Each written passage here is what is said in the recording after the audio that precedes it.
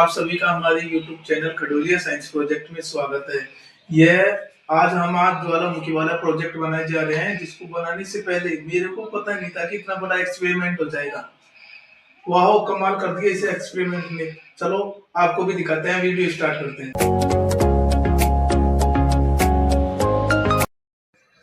सबसे पहले हमें बेकिंग सोडा की आवश्यकता पड़ती है, जो साधारण मीठा सोडा भी कहते हैं, ये वाला। फिर हमें सिरका, इसकी आवश्यकता पड़ती है। और हमें ये अपने घर में बर्तन मांजने का साबुन। आपको एक खाली बोतल ले लेनी है एक। इसके बाद ये मिट्टी ले लेनी है गीली।